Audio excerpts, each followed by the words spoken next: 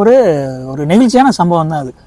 எனக்கு சரியாக ஞாபகம் இருக்குது. ஒரு 10 வருஷத்துக்கு முன்னாடி தேனி பஸ் ஸ்டாண்டுக்கிட்ட ஒரு லட்சுமி தேட்டர்னு சொல்லிட்டு ஒரு தேட்டர் இருக்குது.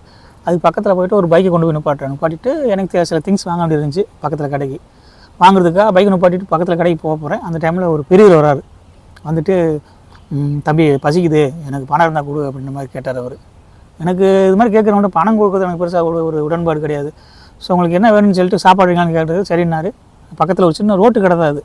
நான் கூப்பிட்டு போய் சாப்பாடு வாங்கி கொடுக்குறேன். நல்லா சாப்பிட்றாரு. சாப்பிட்டு என்ன சாப்பிட்றீங்க கேட்கும்போது அந்த பக்கத்தில் அன்றைக்கி மதியம் 2 மணி இருக்கும். நல்லா சூடான சாப்பிட்ற டைம் அது. ஸோ நான் சாப்பாடு ரெடி ஆகிட்டு இருந்துச்சு. ரத்த பொருள் நிறையா வச்சுருந்தாங்க. சாப்பிட்றீங்களான்னு கேட்டேன். ஓகே நல்லா வாங்கி சாப்பிட்றேன்னு சொல்லிட்டு வாங்கி சாப்பிட்டாரு. சாப்பிட்டுட்டு இருக்கும்போது எனக்கு கண்ணில் தண்ணியாக ஒளிருச்சு. என்னாச்சுன்னு கேட்குறேன். உண்மை சொல்லலை. அப்புறம் சாப்பிட்டு முடிச்சதுக்கப்புறம் வெளியில் வந்து சொன்னார், தம்பி எனக்கு ரத்த பொரியல்னால் ரொம்ப பிடிக்கும், ஆனால் இதை நான் சாப்பிட்டு 15-16 வருஷம் ஆகும் அப்படின்னாரு. ஸோ இதெல்லாம் எப்படி இருக்குன்னு யோசிச்சு பாருங்கள். அவர் எவ்வளோ நெகிழ்ச்சியான இதாக இருக்கும் நமக்கு. அவர் ஃபேமிலி விஷயத்தான் கேட்குறேன், யார் என்னன்னு கேட்குறேன் அவரை பற்றி. அவர் சின்னமனூர் பக்கத்தில் மார்க்கங்கோட்டை அப்படிங்கிற ஊரில் இருக்கார். அவங்க 2 பசங்க வந்துருப்பாங்க போல். நல்லா தான் பார்த்தேன் பண்ணேன், இப்போ ஒரு ஸ்டேஜ் மேலே விட்டுட்டு போயிட்டாங்க அப்படிங்கிற மாதிரி சொல்லிட்டு இருந்தார்.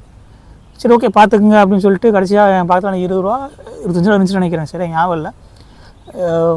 போகும்போது எனக்கு ரொம்ப கஷ்டமாக போச்சு அவர் பேச்சை கேட்டுட்டு. ஸோ 25 ரூபா கொடுத்துட்டு சரிங்க பார்த்துக்குங்கன்னு கிளம்புறேன்.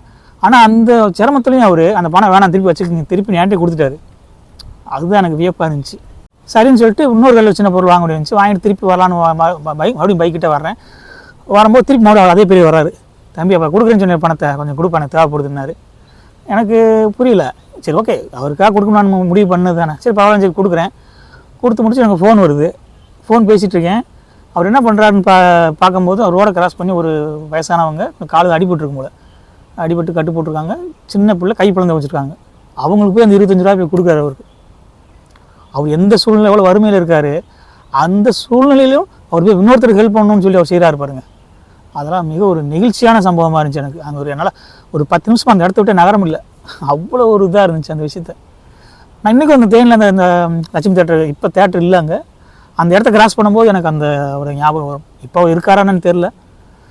பட் இருந்தாலும் அந்த நினைவுகள்லாம் ஒரு சில நேரங்களில் வரும். ஏன்னா இப்போ ஒரு இவ்வளோ வறுமையில் இருக்கும்போதும் நேர்மையாக அடுத்த உதவி செய்யணும்னு இப்படிப்பட்ட ஆள் இருக்காங்க.